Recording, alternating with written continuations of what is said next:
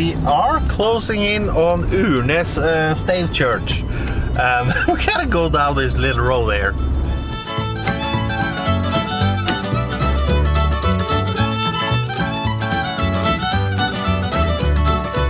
Now we are in Urnes or Urnes, which is I think what they call it. To get up to the Stave Church, you need to go walk on this road for 1.2 kilometers. And it ain't that far, but just check out the road there. It is so small. And as you can see, it's quite high up, which were custom during those days. They wanted to show off the Stave Church because it was really a status object, so everybody should see it. It was a sign of power that you actually could afford to build something like this. Now this Stave Church is actually on the UNESCO World Heritage list, and it's the oldest one we have in Norway. It was built between 1150 and 1200, but parts of the church were actually snatched from different other buildings. Check out those carvings. You can't smell it, but I can. It smells tar. It smells actually quite good. And here are more. I think this here, the door here, is actually one of those pieces that was snatched from another building. These types of ornaments always tell a story. I don't know the exact story about this portal here, but when you look close, you can see it is I guess a wolf that's biting a snake, which curls all over. And it could be that is the wolf Fenris who bites on Midgardsormen or something. It was merely guesswork. I have no idea if it is, but it could be. It could be.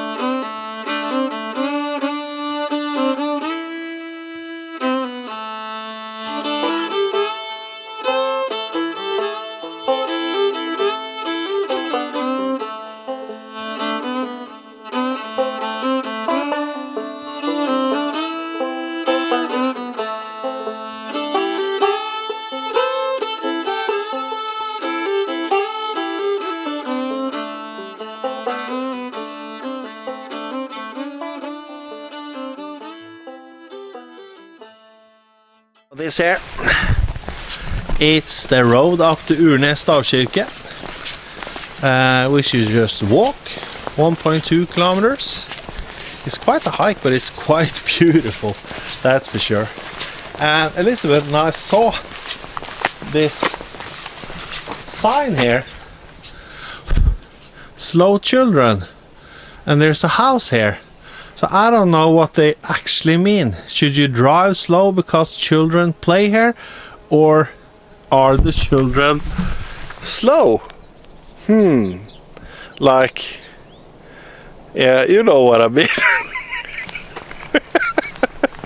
Now we are heading into Lærdal. The Lærdal Tunnel, which is the world's longest. It is 24 kilometers long. It is so long, so they have put up different halls in here with different lightings and stuff, so that if you are claustrophobic, you don't get panic. Now, Elisabeth doesn't really like tunnels. It takes a cool 20 minutes or something to drive from one end to the other. That is quite long. 20 minutes.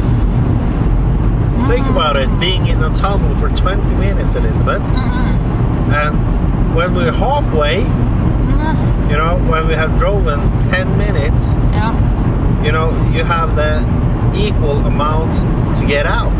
And if something happens to the car, you're stuck in here.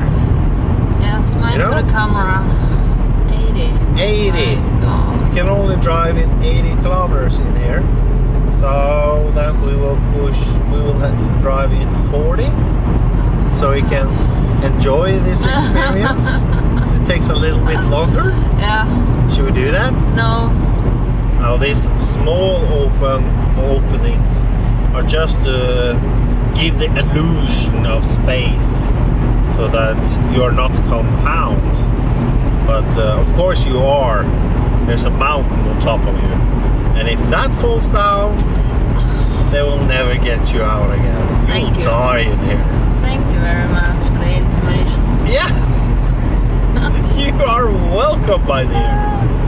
Up ahead is one of those bigger halls with lights in them to give the illusion that I see some you are out of the tunnel. Now the reason why they put it up in the first place was that people complained that they got anxiety by just driving in these tunnels, so they did something about it. That is this light, just to kind of break up the distance a little bit, so you get a different feeling. Kind of cool though. Yeah. Kind of cool. I like it. It's very big, but you can stop here. Yeah, maybe you should live here in the tunnel. Yeah. Now, when the zombie apocalypse comes, I think I will go down into one of these tunnels and make a last stand for humanity in the tunnel. You know, I don't understand why people are afraid of zombies. Now, of course, they aren't real or anything, but if they were, it's not like they are very fast.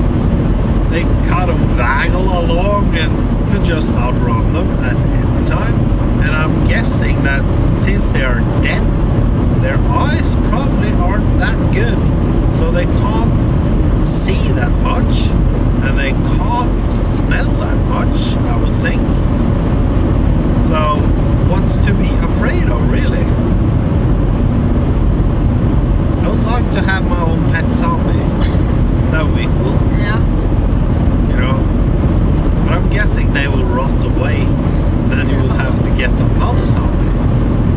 Get your own personal zombie right here. Step right up, step right up.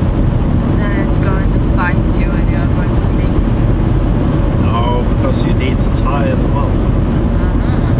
Yeah, because they apparently the zombies likes to eat your brain. So, and I quite like my brain where it is. So I don't want anyone to eat it. You have to have them in a cage. Yeah, and you can use them to, I don't know, scare off birds. Yeah. Perhaps. You have them on a chain in the yard and they will just scare off the something. I don't know, what can you use a zombie for? Like a guard dog in the boat, perhaps. Yeah, that would work. Like a Don Johnson in Miami Vice. He had an alligator, which was quite weird. How did he get that alligator out of his boat? Did he take it for walks?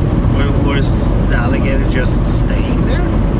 There is the end.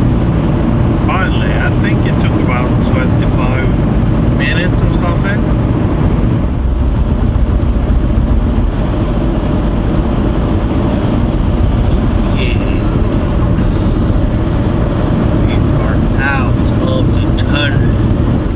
Now, since Elisabeth is here with the car, we decided to go ahead and go to this second Stave church, which is in Sognefjorden.